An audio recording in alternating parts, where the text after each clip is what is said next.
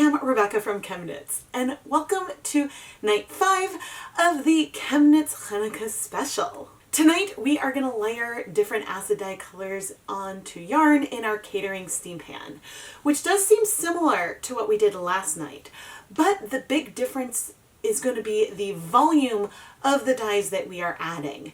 Instead of dissolving our dyes into a large volume of water and adding it onto the yarn so the colors spread and we get more soft coverage over large patches of yarn, we are going to apply the dye in smaller volumes so we get smaller patches of more concentrated color. I wanted to also do this project to contrast where the volume that you use to add your dyes can make an impact on the technique and colorway that you're using.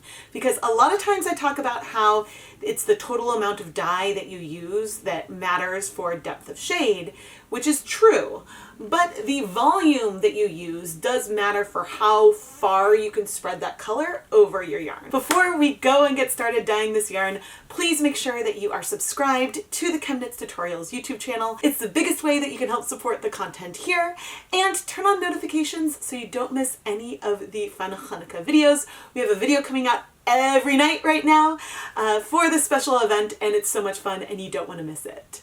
But now let's go dye some yarn. Today we are going to play with these 5 colors. At least right now I think we're going to play with these 5 colors. I may swap 1 or 2 out as we go. But these 5 colors are all Dharma acid dyes. We've got bright aqua, Tangelo, brilliant yellow, spearmint breeze, and indigo blue.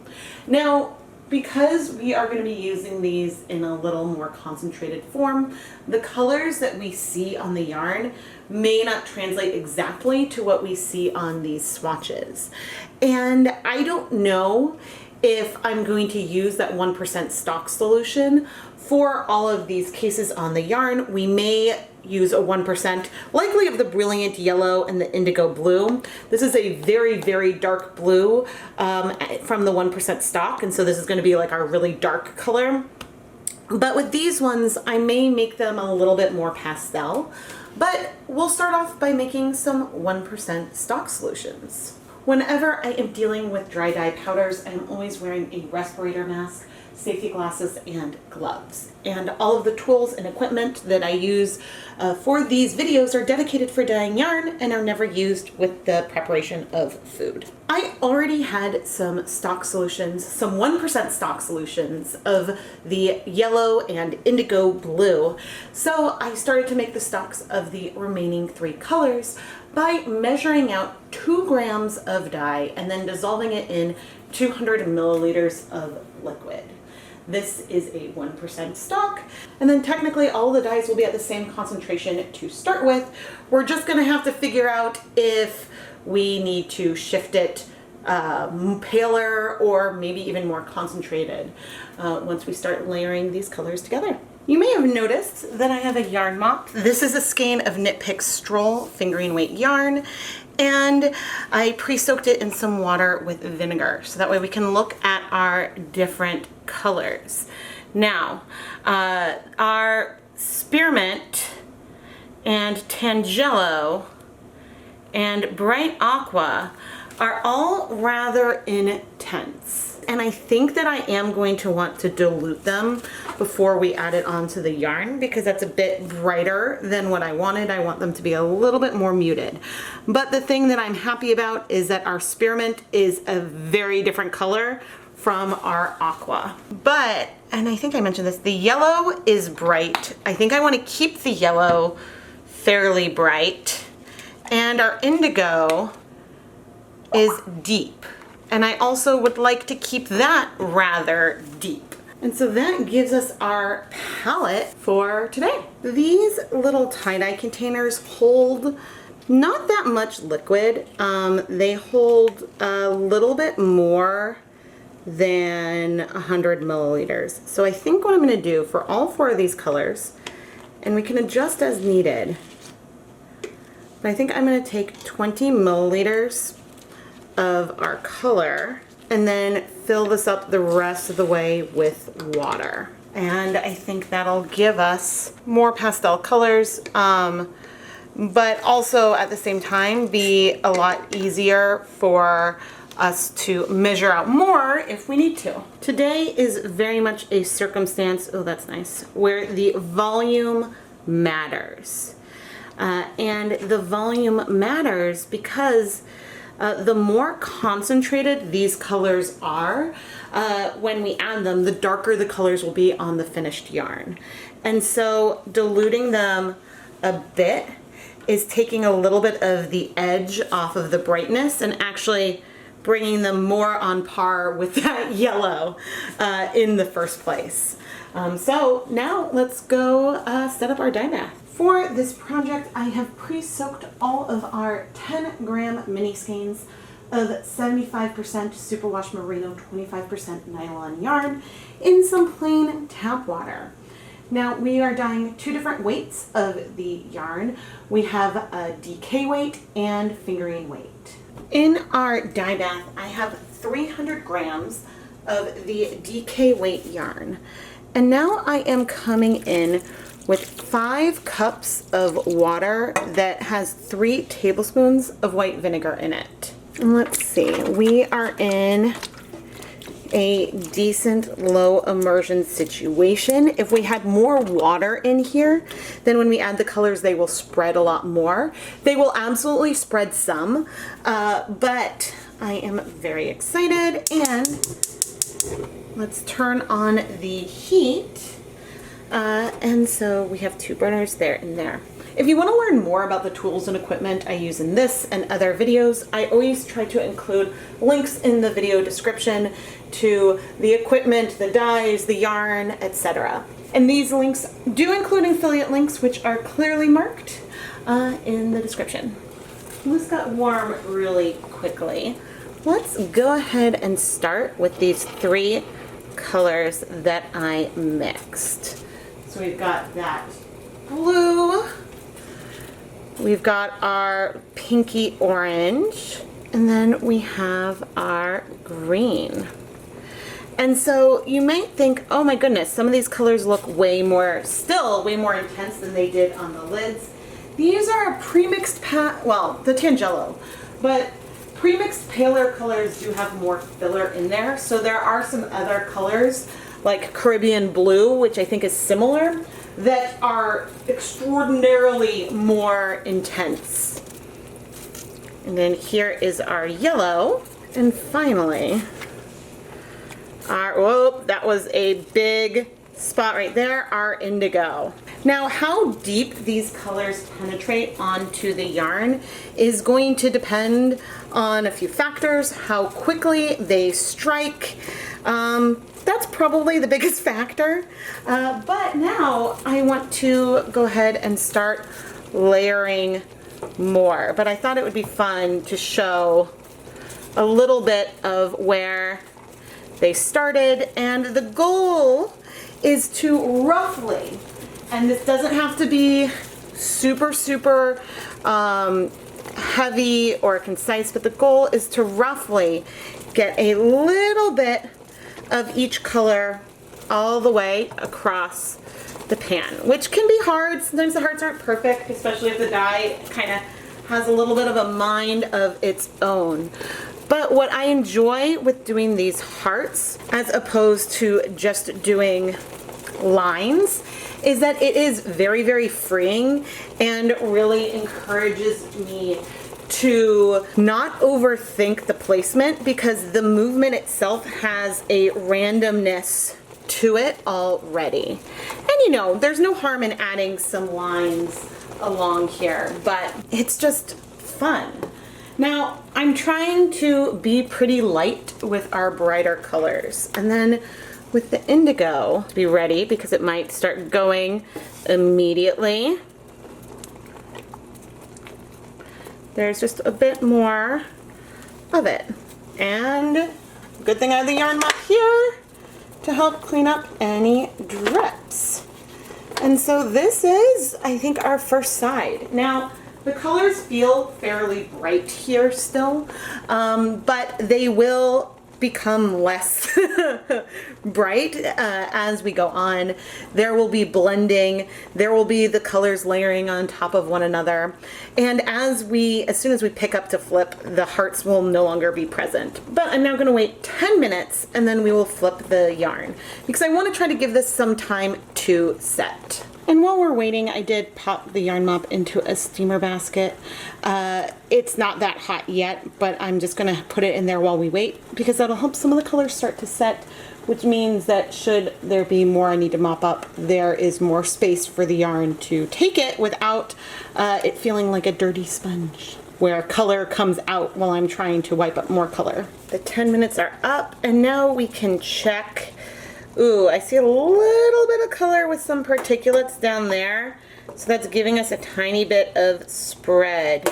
That is a bit unfortunate because that's not entirely what I wanted, but I mean, I guess it's gonna be the way things are. And so, because you can see here that we've got this bigger patch of blue right there from where those colors spread. But I do want to go ahead and flip all of the yarn, and actually as I lift it up we're not seeing lots of color in the water. Now here we will see some spread and you can see the colors that spread out a little bit more, and yeah, a lot of them did spread through, it looks like. But the other thing to keep in mind is that unlike full skeins of yarn, we're dealing with minis here that sort of move and shift as we place them. So what I'm trying to do here now is move things a bit so that way some of the whitest area and the areas with the least amount of color are the most exposed here. And then coming in with yellow, and I'm going for larger hearts now, but I might do smaller-ish with some of this. Did that go? Yeah.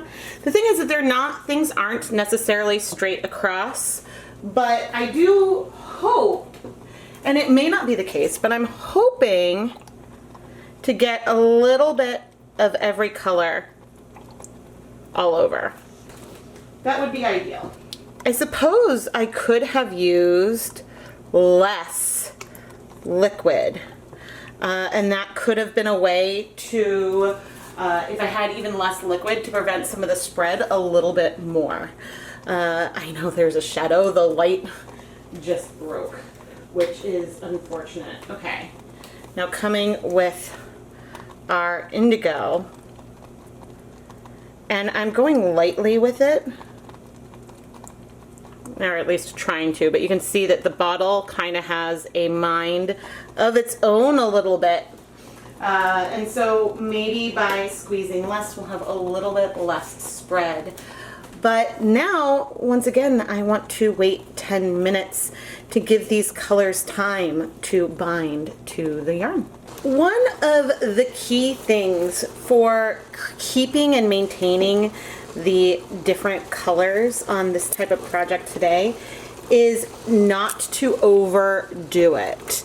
Not to overdo it at all, because if you add too much color, if we keep going, then they will blend more, which can still be beautiful. But if we want to keep and feel these separate colors, then that is something that we should be aware of as we go. And so I have to debate what I want to do for this side right here, this middle portion. And I think that I am going to stick with our Aqua, trying to get some of that section up there, and a little bit of the indigo. And this time I am coming in with some more line versus doing the hearts, just to add a little bit more color to there. But I am feeling really, really good about it. Actually, I changed my mind. I want some more mint. I like this green. but I see a lot of yellow, and the Tangelo is also pretty good, I think. So I'm gonna wait another 10 minutes, see where I'm feeling on this one before deciding what we do next. But man, I have to say, these lines feel harsh to me now. Oh, I don't know. I should have done like more of a, like, actually, I can't help myself. I should have done more of a sort of like squiggle. I should have done something that maintained some of the curves and randomness that we've been playing with thus far. But anyway, let's wait 10 minutes and then we'll come and take a look and see if we are satisfied with the coverage that we have. All right, let's see how we're feeling. I want to lift this up. See, immediately when I lift it, that line it shifts from where we pick up the yarn, and so it's less harsh. But the main thing, ooh, that's got a lot of pretty blue in it. The main thing I want to do is I'm checking across the skein to make sure I have coverage that I'm happy with all the way around. We've got some pastel, we've got some dark patches. I'm okay with some larger pastel regions, but I just don't want to see like a massive white gap on one of the minis. I think that the one place there. The one place that I might want more is just right there. So I have no idea how fast that'll set. I do want to add more water. I want to add more water so that way we can just let this sit for like 30 minutes to make sure everything is super well set, super well dissolved. But one other thing I realized I may want to do, and I did this once off camera, but I'm taking this mop before we add color, and I am just sort of wiping the edges. And when I did this before, let me see if I can find the spot. I may not be able to find the spot. When I did this before, I definitely grabbed some color, and so that means that that color then won't just go back onto the yarn. Where did I add the grain? Okay, that's probably pretty good. Let's get some more water. I've got approximately 8 cups of water with 2 tablespoons of white vinegar here. This is gonna allow things to float a little bit, and so if there are some dye particles that are trapped, hopefully those will dissolve. And now I'm gonna go ahead and heat set it for 30 minutes. I think one of our blues ended up spreading out a little bit, likely that indigo. But there's a reason why sometimes I refer to this type of technique as a watercolory effect, because these colors do spread and we have these like soft but small patches of color. And I'm actually really happy with this, even without the white left behind. It is very graffiti and has a lot of color to it. But now I'm gonna go set it aside to cool so we can wash it. As for our dyes, I did not use up very much, and actually I'm halfway through another pan of this colorway. Did not use up very much of these colors that we mixed. I may need to mix up some more of this indigo at some point, and I've got plenty of the yellow. So these stocks that I made up, I'm gonna need some storage containers for that, for sure. But I am glad that I have this mop on hand. It's handy if I wipe, you know, underneath the containers if there's some dye that gets on my protected work surface. And I know that we'll build up the color, and depending on where we end up, then we may add some more color to it as well. But yeah, now let's carry on with dyeing. I forgot to start recording when I started the next pan of parts. This time the yarn is fingering weight, but I'm planning on layering the colors the same way. As long as that indigo lasts, at least. But this pan and one off camera are the last 2 that I need to do, and then we are set for this yarn. The final yarn is feeling a little more aquarium versus graffiti to me. Maybe like graffiti aquarium. where like a wall inside a big tank or something. But I really like it, and it's really fun. I didn't expect the indigo to spread out as much, but I like the results, and so that's a great thing. I just removed the yarn that we had in here.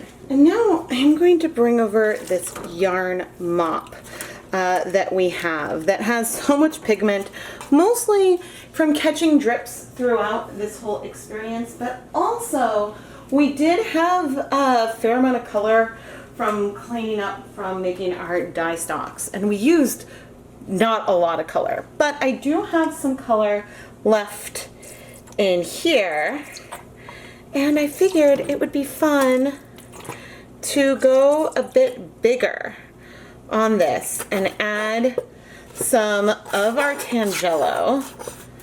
And I have a lot more, because I needed a tiny bit more of our blue and green. And so I thought it would be fun to just leave no dye behind, especially because these are squeezing dye everywhere. Especially because with these colors, we do not have, these ones are not 1% dye stocks, they're diluted, and so I would need to store them somewhere anyway.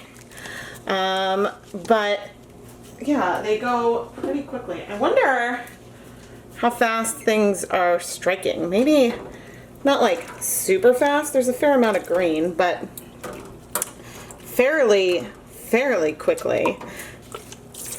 But anyway, it is just fun to, wow, make an absolute mess, because this is squeezing out from the lid as well. That is so funny. It's like the yarn mop that I've been using to clean up all along is now in the pan. Yeah, so there's a bit more dye because of what we had on here already, but in each of these bottles, we just had 0.2 grams of dye. It was just 20 milliliters of our 1% stock solution. And so that is giving us a beautiful, beautiful, more all over pastel layer. It's gonna differentiate, oh, I should turn the stove back on, but this is gonna differentiate this yarn mop from the other yarn that we dyed today. There, maybe you can feel a little more of the color, but anyway, I am going to turn the heat back on, heat this for 30 minutes, and then we'll wash it off camera. Let's wash this yarn. And I hope that when we see this yarn, which will probably feel fairly soft overall, but I hope that this is a really good example of how the concentration of your dye matters in terms of application. Because when we were adding this dye to our yarn, we were adding little amounts of dye, but since it was so concentrated, it gave us these bigger punches of color.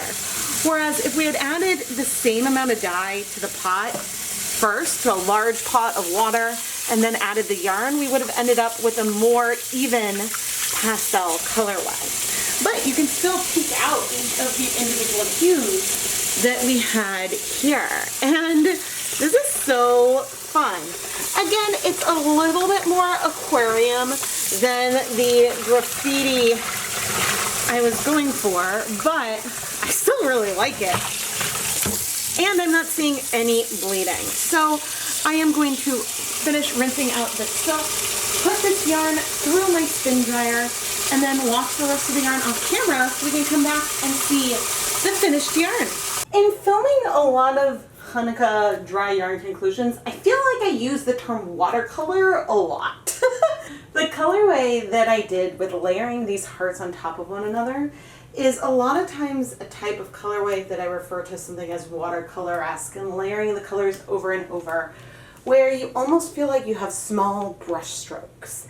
But they aren't particularly harsh. The ends are kind of blended, and where the colors layer on top of each other, you get even more hues popping through. Just like with watercolor, you can kind of move and layer where the colors are on the picture as you add more water and more paint. The difference here is that because this time we were using very concentrated dyes and adding small volumes of that, we have the colors placed in much smaller areas than some of the other layering techniques we have done thus far.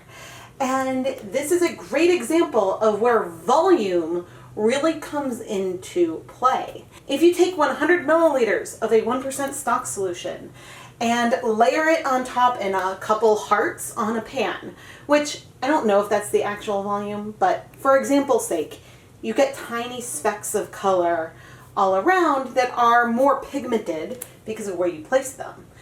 If we took that same amount of dye, dissolved it in 8 cups of water, and poured it all over the pan, we would have a more pastel color that would be present all over the yarn versus in one little section. So that is a circumstance where the volume can make a huge difference. Now, the backdrop of our yarn is almost, it's like in between a mint and a blue. And a big part of that is that the dark blue, was it indigo, definitely spread more. It didn't strike as fast as the other colors. And I liked where that went. And so this is an example of where a color wasn't striking as fast as maybe I had envisioned, but I leaned into it and we got a gorgeous result. But other times, playing with the different colors and getting a feel of how they interact with the yarn then can help you decide what colors you may want or not want to pick for a particular type of effect. But I am very happy with where we ended up. One of the things I really enjoy about doing the hearts versus lines is that it gives me less control over where I put the colors, because when I'm doing the heart, the dye is flowing and yes, I have a little control, but there's not the precision that I have if I was just going straight across, where I knew where I would start, where it would end, and I have a little bit more control over the flow and everything. So I find it very, very freeing, and it also helps me layer colors, but then maybe not go too far. Because if I were to keep building this up, it still would have been beautiful. But overall, the yarn would feel less variegated and it would start to feel a lot more tonal. And so there are ways you could do this technique where you start to lose some of the contrast in some of those original colors, which can be absolutely stunning, but not what I was going for today. And I'm really happy with where we ended up. This feels very, maybe watercolor isn't the best word. Maybe it feels a little bit more impressionistic to me. I had a yarn mop on hand that helped me wipe up some leaks. Some of the squeeze bottles sometimes leak a little bit extra around the threads, or maybe a little bit around the tip after I put them down. And then we had some extras that we used to cover that up. And this is really, really fun too. I'm impressed with how quickly some of the colors struck. But then also we have this beautiful sort of minty coverage overall. And I think it is unique and fun. This kind of colorway has a fair amount of dye variation, where we may have more white or more yellow, and not just within a 100 gram bundle. There might be variation within each bundle as well. When I go and I twist these up, I'm not going to intentionally try to keep them in groups of 10 that came from one bundle, but maybe when I lay them out, I'll try to arrange them in a way that highlights the variation we had from overall just the few, probably 4 different pans I did of this colorway. Or 3 different pans? I don't remember how much yarn I had in each pan. But I think I will go ahead and lay them out in a way that highlights some of the variation we do see within the skeins, because there's variation from batch to batch, but also within one pan. So I would say this is a type of colorway that likely does not really have a dye lot, because you could find 2 that are more similar from different pans, and yeah. So let's go see what the yarn looks like twisted up. Sorry for the landscaping noise in the background. I kept waiting and waiting and I thought they stopped and, well, they're leaf blowing or something all over again. Anyway, here are all of the finished twisted mini skeins. Looking at them as a whole, it sort of seems to me like our DK minis are a little bit more saturated than the fingering weight minis. I'm not sure if this is a surface area type relationship where maybe some of the interior of those DK strands might be a little less saturated. I don't really know. It also honestly could be the way things are twisted up or where things were located in the pan. I mean, I'm not even sure on camera you can pick up that some of these feel a little bit darker than some of these over here. It is certainly super, super subtle. What I was really impressed with as I was twisting these is that it really does feel like we have some of every color on every skein. Pretty much. There could be one or two that don't have any of this orangey, what was it, Tangelo color. So if you have one without a pop of Tangelo, please let me know in the comments below. I am very, very curious because this speaks to, I guess, the overall balance of the colorway. But if you consider 100-gram skein of yarn, if there is like a small portion that has less of one of the colors, that doesn't necessarily make it asymmetric. It just makes some of the placement a bit more random, which can be really, really fun. I know I already discussed that I didn't expect that deep blue to really spread out over the yarn, but I'm really glad it did. It was a wonderful, happy accident, and everything still ties together really, really beautifully. And so I'm really enjoying that pastel spread, even though I thought we would have more white left over. But I love this technique of layering hearts or lines, but with layering hearts, it really does sort of force me to stop a little bit because I don't want to layer the colors too much that they start to get really muddy. And I find it so freeing and expressive, and it's a really fun way to pour your hearts, your heart and soul into your project. Similar to speckles, this could lead to some really small patches of color as you are knitting it up that are sort of randomly distributed. This shouldn't be a pooling type colorway. Although on the scale of 10-gram minis, there is a little bit bigger of a chance that it could be pooling just because there aren't that many strands that go around. But overall, this kind of technique would create something that probably wouldn't pool, would give you random distribution of color. And in some cases, the patch of color might only last 1 or 2 stitches. So it could have a very speckled appearance without having those teeny little dots. It's more splotched than speckled. I have a huge collection of acid dyes, which includes both primary colors and a lot of pre-mixed colors.